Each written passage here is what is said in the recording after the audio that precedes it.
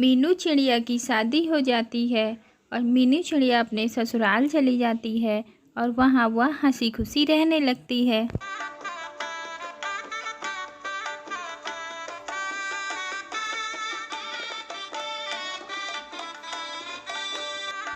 समधी जी, विदाई का वक्त हो गया है, जल्दी करिए।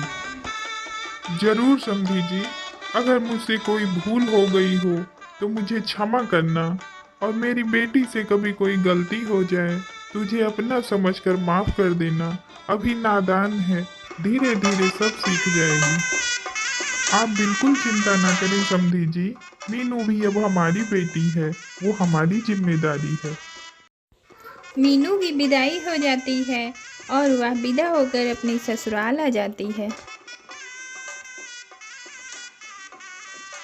मीनू चिड़िया अपने ससुराल आ जाती है और हंसी खुशी अपने परिवार के साथ वो रहने लगती है।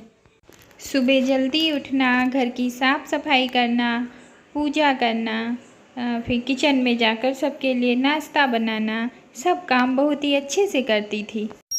जय गणेश जय गणेश जय गणेश देवा, माता जाकी पार्वती पिता महादेवा। कुछ दिनों के बाद मीनू चिड़िया माँ बनने वाली हो जाती है। एक दिन मीनू चिड़िया की तबीयत खराब हो जाती है और वह कुछ खाती पीती नहीं है। डॉक्टर घर पे आती हैं और चेक करके बताती हैं, बधाई हो, आप माँ बनने वाली हैं। मीनू चिड़िया बहुत खुश हो जाती है। देखना, पोता ही होगा। फिर एक दिन इंतजार की घड़ी खत्म हो जाती है और मीनू चिड़िया एक प्यारे से बच्चे को जन्म देती है।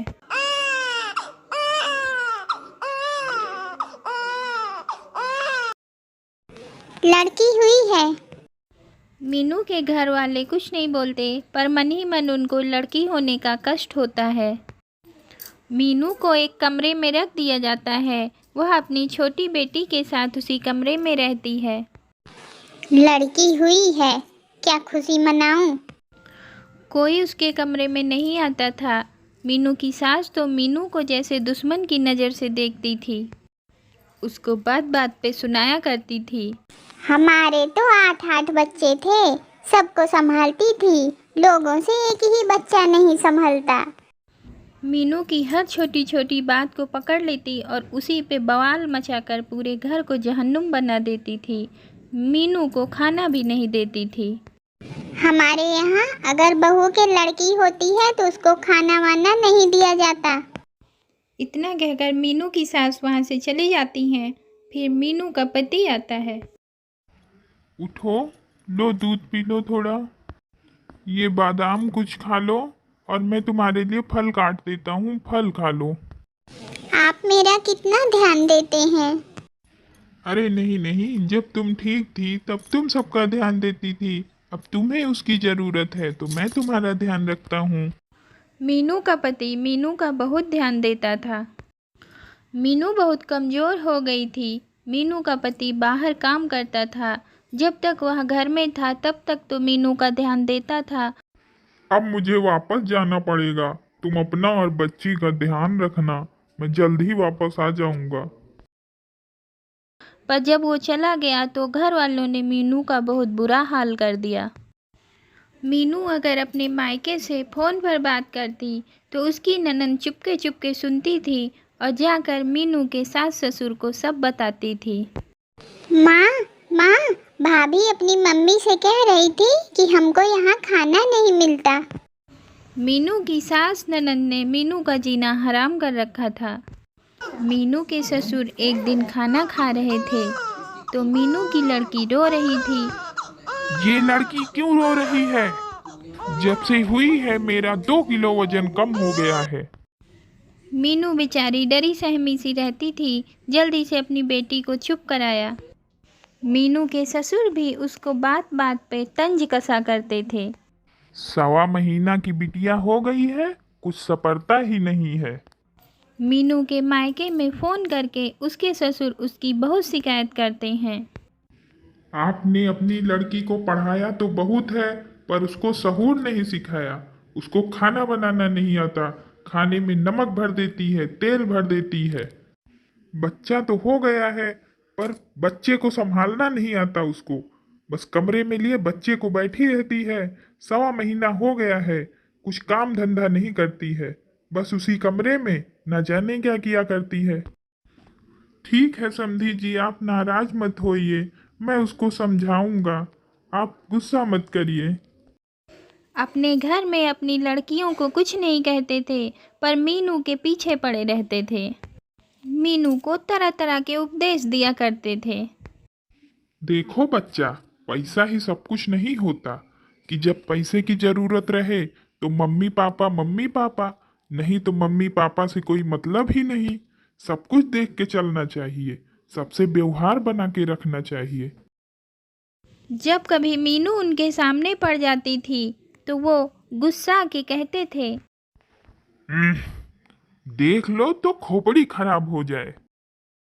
और उससे बात बात पे उसके सास ससुर कहा करते थे, जाओ भाई अपने मायके चली जाओ कुछ दिन के लिए। अपनी लड़की को ससुराल नहीं भेजते थे, पर अपनी बहू को मायके जरूर भेज दिया करते थे, और भेज देते तो उसको लाने का नाम भी नहीं लेते थे। मीनू की सास फोन मिला लेती और बैठकर मीनू की जम के बुराई किया करती थी। मीनू उनके सामने पड़ जाती तो और जोर जोर से तंज कस के बुराई करने लगती थी। अरे आजकल की बहुओं को तो कुछ आता ही नहीं, जैसा मैंने चाहा था वैसा मिला ही नहीं। मैं तो चाहती थी लंबी बहू आए, पर आ गई छोटी सी। मीनू की सास किसी दूसरे की बहू को देख के आती तो घर में आके उसको खूब ताने सुनाती थी।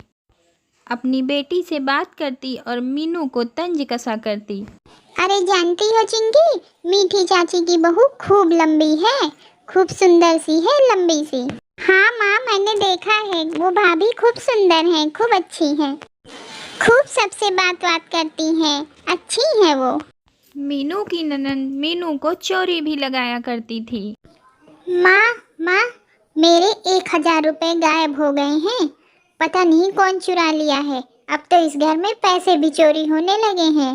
पहले ऐसा कुछ नहीं होता था, चाहे जहाँ सामान रख दो वहीं वापस मिल जाता था, पर अब तो पता नहीं क्या हो जाता है। जब मीनू किसी कमरे में सफाई वफाई करती तो उसके पीछे पीछे लगी रहती कि कहीं कुछ चुरा न ले। एक दिन मीनू के यहाँ पूजा होती है।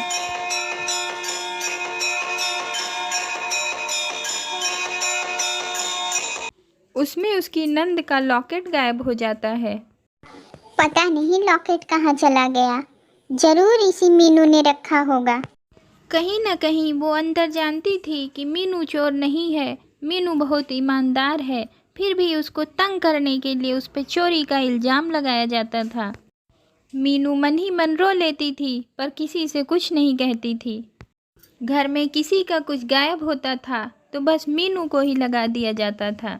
मीनू कमरे में जाती तो सब लोग अपना पर्स हटाने लगते।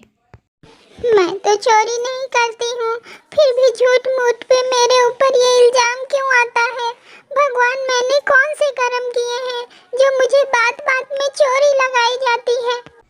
पर मीनू कर ही क्या सकती थी, वो किसी तरह उसी घर में गुजर बसर करती है। मायके में भी रहने पर लोग 4 तरह की बातें करते हैं, इसलिए वह अपनी ससुराल में ही किसी तरह गुजर बसर करके उसी में रहती है।